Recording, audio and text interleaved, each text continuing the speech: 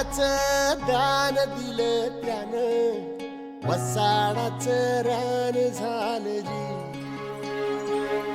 अर मातीच्या पोटात अस्मानाचं बळ, माऊलीची लाज राखजी. या विनमिन त्या दिव्याला तू